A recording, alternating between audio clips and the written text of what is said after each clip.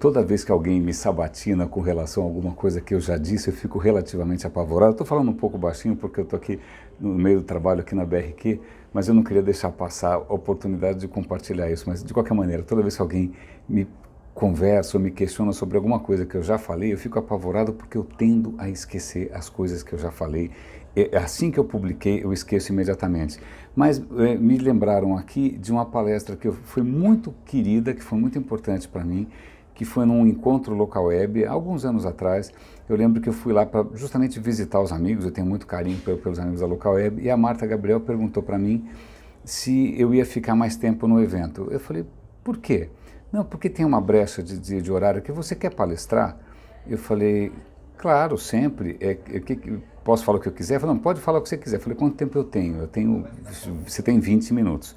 E eu rascunhei qualquer coisa naqueles breves momentos no meu próprio celular e falei praticamente de improviso para uma audiência gigante, devia ter 700, 800 pessoas, nem sei quantas.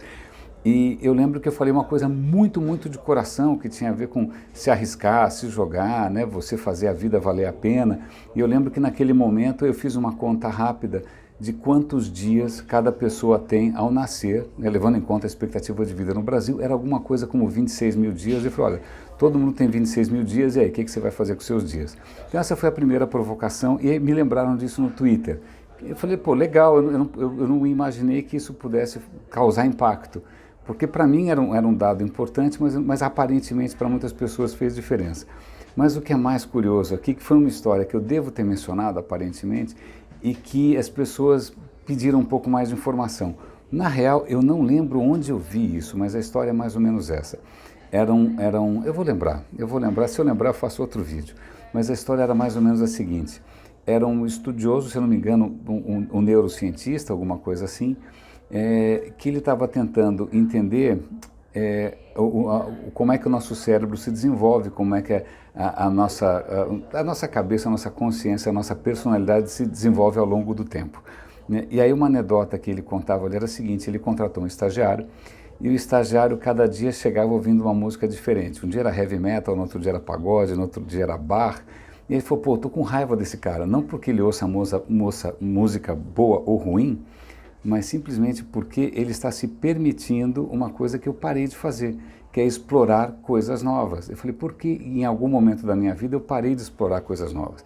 E aí o resto da entrevista e do depoimento desse psicólogo mostrava que ele tinha chegado à seguinte conclusão, que na sua vida você tem um período exploratório, né? A partir da adolescência, por aí na juventude, você vai explorando todos os tipos de comida, de viagens, de companhia e outras coisas mais, né? Você abre o seu leque, mas a partir de uma certa idade você começa a condensar, você começa a filtrar e você acaba, na verdade, se fixando em algumas coisas e esquecendo as outras. Tá? Então você define as suas preferências musicais, você define as suas preferências gastronômicas para o resto da vida numa faixa de idade aí entre os 20 e 30.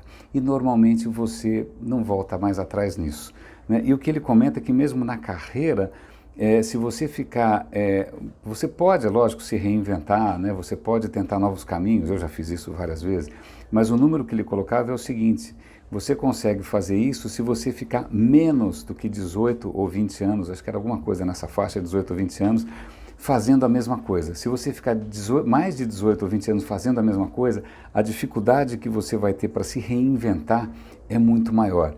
Tem um dado interessante que não estava nessa conversa com esse cara, mas que eu vi recentemente, que é o seguinte, quando você é jovem, na verdade o cérebro tem mais conexões do que mais para frente, porque no final da adolescência, o seu cérebro começa a dar uma podada, uma tosada nas conexões desnecessárias, ou seja, realmente o cérebro passa por um momento assim, de exploração, eu acho que machine learning tem isso também, né? Vários algoritmos passam quando a máquina está aprendendo, ela tem uma série de caminhos possíveis e depois ela acaba se restringindo, você acaba podando um pouquinho para ela se tornar mais eficiente. Ou seja, robôs ou mesmo você, né, todos temos uma fase exploratória, a questão é até que ponto a gente não fica parado tempo demais no mesmo lugar e acaba ficando engessado. É esse um receio que eu tenho sempre e espero ter sanado aí a dúvida de quem tinha me assistido naquela palestra memorável anos atrás lá no Local Web. Puxa, fico feliz que isso tenha marcado e mudado a vida de algumas pessoas. Grande abraço.